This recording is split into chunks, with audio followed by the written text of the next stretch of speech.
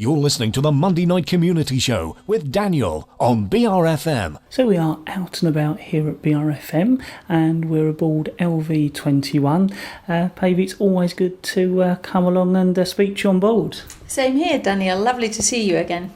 Now, coming up very shortly, or possibly in it when this interview goes out, is Kent Coastal Week, and you're taking part in that. So I was wondering if you could explain a little bit to our listeners about that.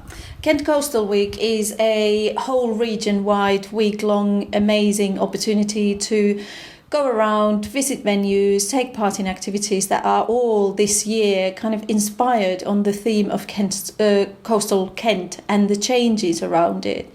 Aboard LV21, we've got activities under an umbrella of Tides of Change. And from Monday, 28th of October till November, 2nd of November, 11 till 4 o'clock daily, all free activities.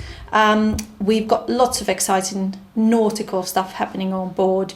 We've got a variety of artists, 16 I think, I might have lost the count in total, both professional and amateur, artwork from visual arts, from 2D and 3D work, from sculptural, painterly works, into more contemporary film, sound, different visuals, installations. List is endless. Lots of amazing activities happening.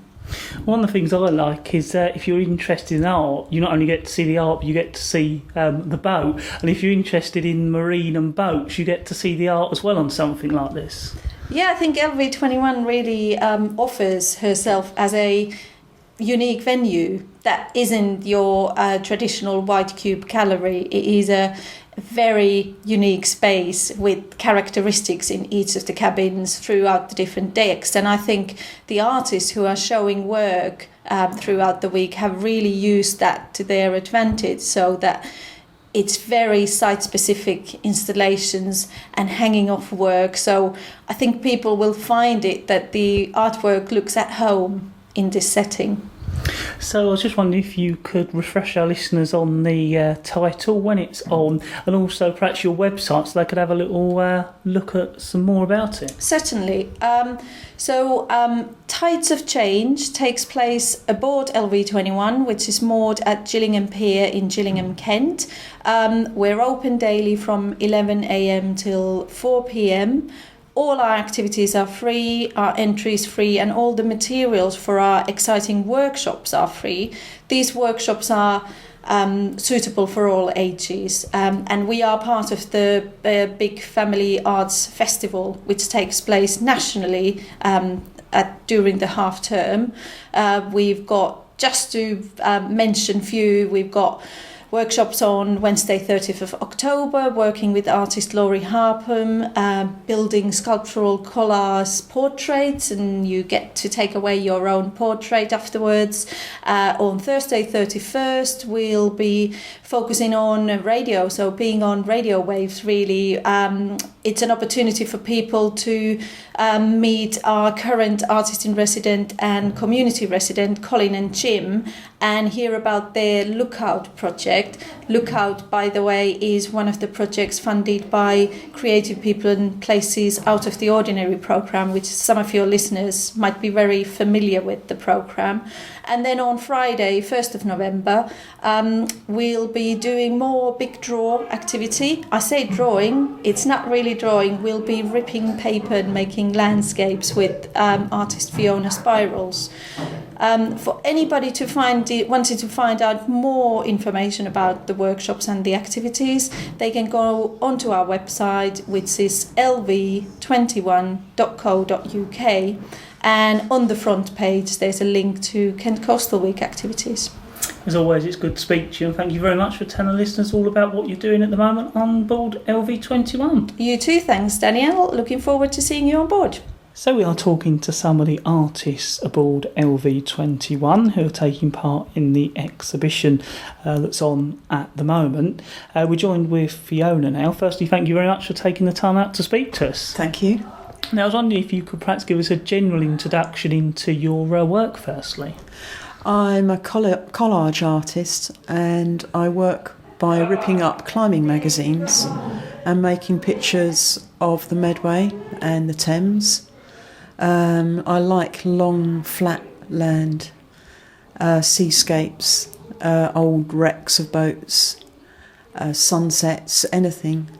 And I start off by thumbing through climbing magazines, finding the textures and the colours that I like, and rip them up, soak them in glue, and stick them on to canvases. Sounds very simple, and it is.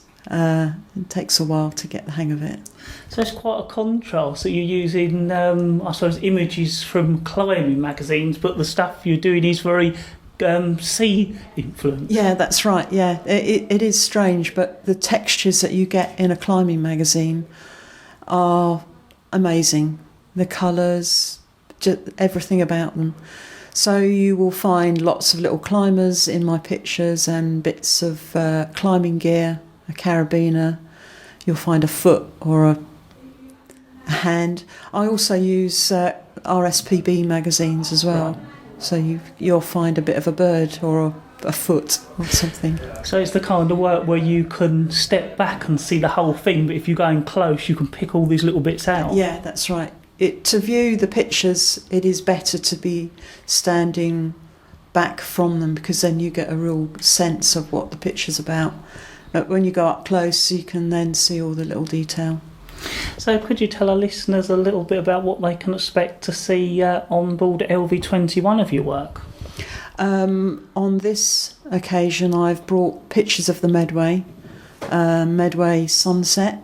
I've got Medway mud, which is a tiny little picture, which is literally mud with a little bit of the river in it. I have a barge, the Myrosa, which has been made from collage, and lots of the sort of stacks that you get, old piers that are rotting away. I'm rather fond of doing things like that. So it's quite a collection of Medway pictures, collage. Now I understand that you're also going to be doing a workshop on board. Yeah, that's very exciting. I'm going to do a workshop a week Friday, and it's a drop-in workshop, and all ages, and we're going to be ripping and have some fun. Hopefully doing some of the estuary and whatever people really want to do. But it's going to be, hopefully I'm going to guide it through estuary style collage. So is that all day on the Friday? Yeah, that starts at 11 till 4, and there'll be breaks and tea and coffee and lots of laughing and showing people how I do it and see what they come up with. I was wondering if our listeners would like to find out more. Do you have a website or a quick way they can search for that? Yeah, I have a website with lots of my work and what's happening in the future. You just put in Fiona Spirals and it comes up. Kentish contemporary artist, I think. Well, thank you very much for telling the listeners a little bit about your work today. Thank you. So we are at the moment talking to some of the artists that are showing their work on board LV21 at the moment. We're joined with Laurie now. Thank you very much for taking the time out to speak to us. You're welcome. I was wondering if you could tell our listeners a little bit about your work in general, firstly.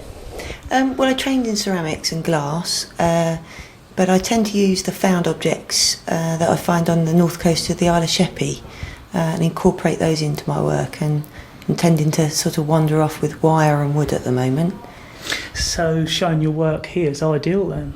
Yes, perfect. It gives me the opportunity to showcase the ceramic bits that I do and the way things are starting to develop now. So if our listeners come along to this exhibition, what sort of work can they expect to see from you?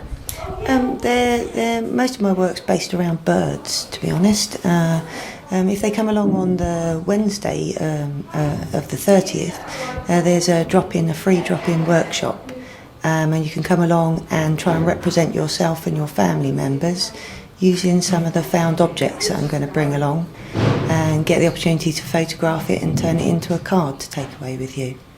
So if our listeners would like to find out more about your work, do you have a website or anything like that? Yeah, you can get me on laurieharpham.com. bearfm.com. Okay, thank you very much for telling us a little bit about your work today. You're welcome. So we're joined with two more artists on board LV21. I was wondering if both of you could introduce yourselves first and then talk a little bit about your work. Hi, I'm Julie Bradshaw. Hi, I'm Anna Piles.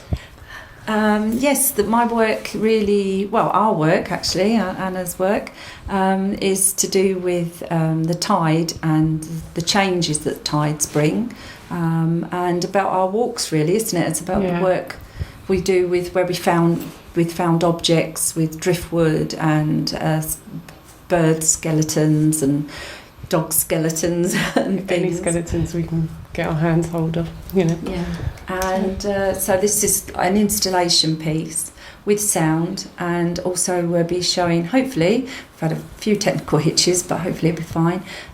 We're showing a film that was shot on the estuary and with a possible performance that will go alongside that as well. Mm. So, and we're very busy. We're preparing for our big exhibition up at the Tower of London, and that's been interesting, hasn't it, Anna, with the research and things? Yeah, we've been going into the archives and researching all of the wars, World War One and World War Two.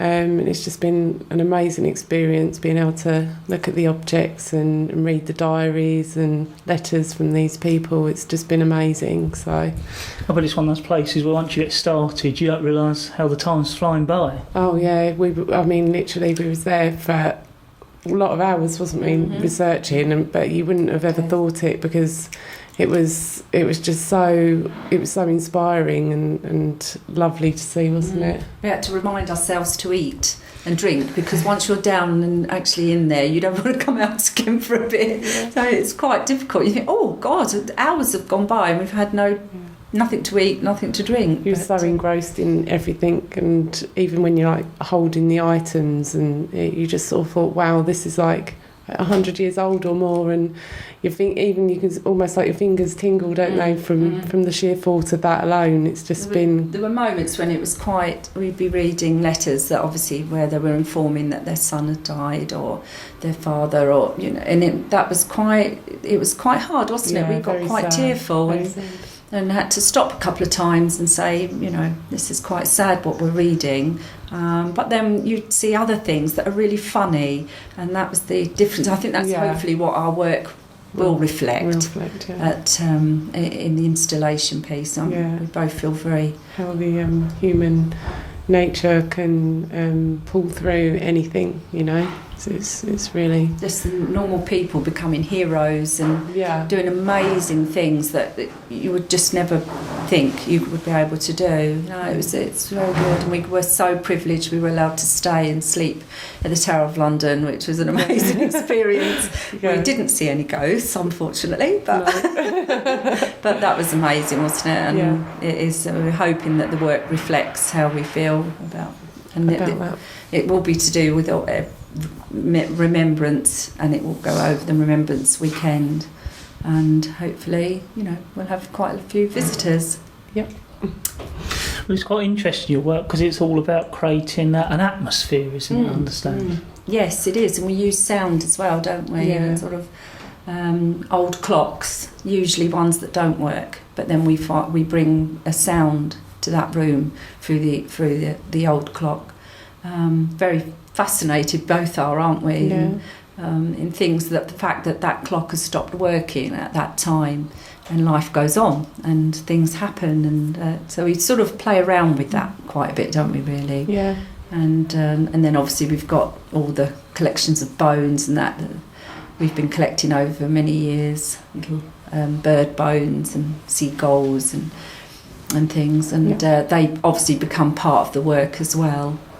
So it's forever growing then? Yes, it is, very much so. Continue to grow, I think, more and more, really. The studio is sort of fit to burst, I think. I'm going to have to look for another studio. The only problem when you keep collecting is that you end up with a restricted area where you can put them, but you always find space.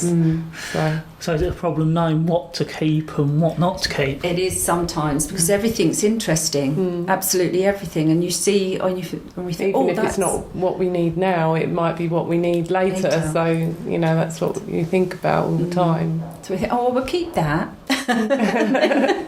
And then we'll keep that as well. And every now and again we think, let's have a clear out, let's tidy up the studio. But 2 things get chucked out and the rest, because you can use practically anything. There's always a way to work, artistically.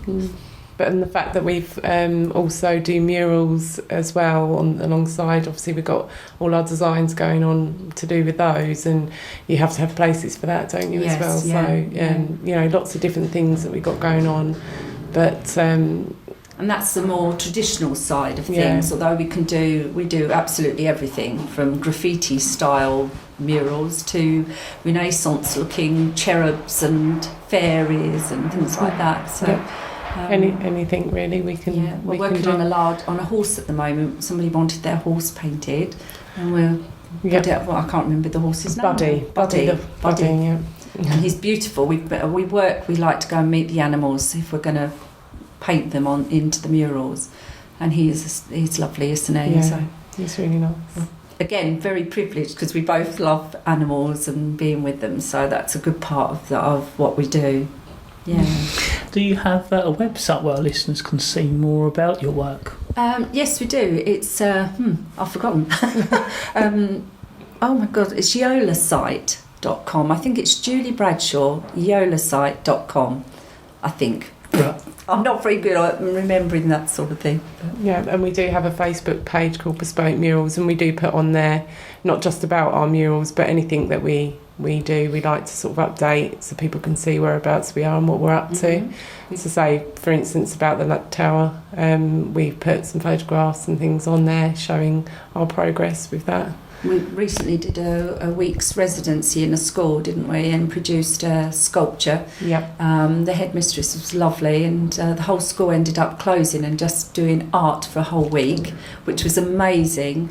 And some of the staff that were initially like, not sure about this, were absolutely so. Yeah. They just enjoyed it. It was wonderful. Absolutely threw themselves into it. And what we wanted to do was introduce a more contemporary feel, rather than, because obviously in the national curriculum they tend to do a lot of the more traditional art. And so we got them thinking out of the box, didn't we, and doing all sorts of things. And it was quite interesting to watch, the children, how they handled it as well, because sometimes they like to do things by the book, and everything has to be perfect, and we threw them out their comfort zone completely, and but it was such love, so they had so much fun with it, and it was great. And children came up, didn't they, every day, and were sort of saying how much they were enjoying it, and showing us their sketchbooks, because we asked them all to do sketchbooks every day. And that the enthusiasm was amazing. The children's artwork was just so diverse. We wanted to leave that impression with them that hopefully they continue to do and use art in their own life as well. And in actual fact, one of the children came up to me and gave me a sketchbook that they'd been doing throughout the whole summer, and I actually nearly cried, because it was so lovely to know that this child had really taken everything we'd said and then just done it over the summer holiday. So it shows you how much you can impression somebody. So. And two of them said that they wanted to be artists like Julie and Anna, which we really took as a big compliment. It was lovely. When we grow up, we want to be artists like you and Anna. It's always nice when you can inspire someone or open them up in something they've never thought of. Absolutely, it was lovely, and we're very excited to be taking part on this, on the Lightship 21 as well, aren't we? Yes. Although it was a last minute invite, but we're really chuffed to be taking part. Yeah. Well, thank you very much for telling us a little bit about your work. Thank you. Thank you. Thank you, Daniel.